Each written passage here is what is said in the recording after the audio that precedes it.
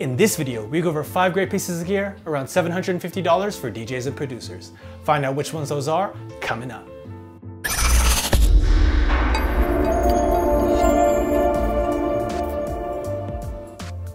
Thank you for watching PDot TV, where you'll find tips, tricks, and tutorials for DJs and music performers. Now let's get into the video. So the first item we have up is the Reloop RP8000. Now this is still, to this day, is probably one of my favorite handpin design turntables because it has all the extra features that none of the other handpin turntables have.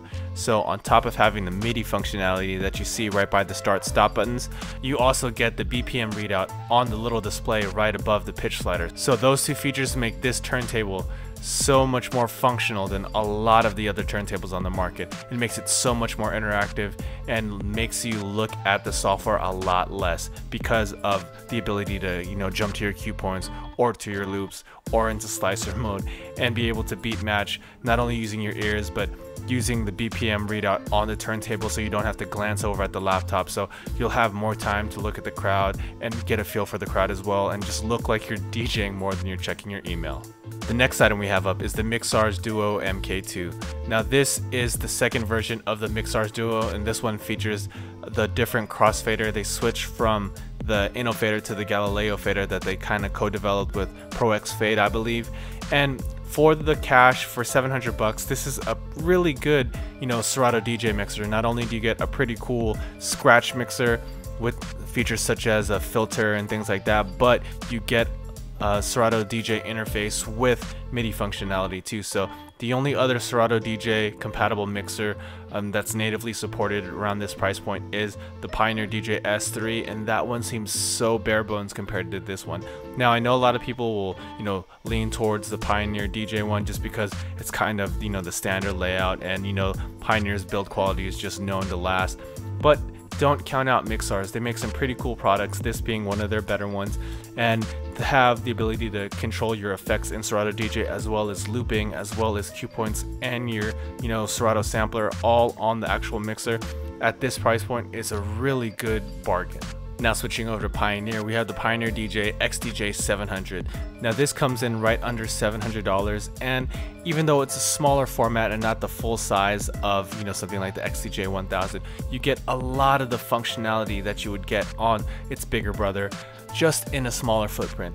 You still get the touchscreen functionality as well as the ability to navigate through your tracks just like you would in any of the higher end CDJs or XDJs. So for 700 bucks, if you need a home setup and maybe you don't have as much room to fit a full-size setup, or maybe you just want to save a little bit of coin, this is a great choice.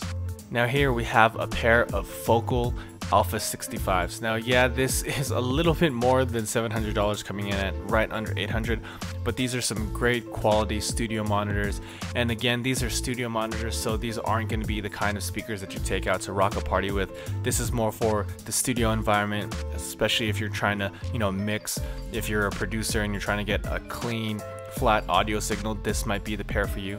If you're looking for something with a little bit more low end or something you can rock a party with, you might want to look elsewhere.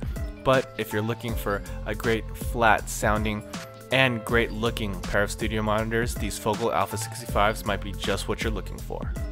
And finally, we have the Ableton Push 2. Now this controller, at this point, there's so many people that use it, and for such a good reason. The first one, the first edition of the Push, and the second one is just such an iconic controller for Ableton Live at this point. It does so much. There's so much functionality that this controller has. It's designed specifically for the software, and it shows in just the way you can navigate through the software, the response that you get from the software, both visually with the pads and with the now on the Push 2, the high quality screens. There's so much information, and it really makes Ableton Live feel like its own instrument. I know that when I had my first Push, it really changed the way I approached live and really made live more interactive and made me want to use the software even more. And with the Push 2, with the even tighter integration and more functionality, it just takes that to the next level, where now you're able to see the waveforms and you can chop samples and the way the plugins interact. The visual feedback that you get on those screens is so much better than the first push, as well as the overall layout and the way the buttons are laid out and the way the buttons feel and the way the pads feel. Everything about this unit has been improved over the first edition of the push. So if you are an Ableton user and you've been thinking about getting a controller, this would be my first choice. And also, if you are a Push 1 user and you've been thinking about upgrading, in my opinion, it's well worth the upgrade. So that's a look at 5 great pieces of gear, around $750 for DJs and producers. If you're interested in purchasing any of those, links can be found down below in the description. And as always, if you found this video useful, please go ahead and give it a thumbs up. And if you haven't already, go ahead and click right here to subscribe to this channel. Or if you'd like to watch more content, go ahead and click on that video right there. And thank you for watching PDot TV, where you'll find tips, tricks, and tutorials for DJs and music performers. See you next time.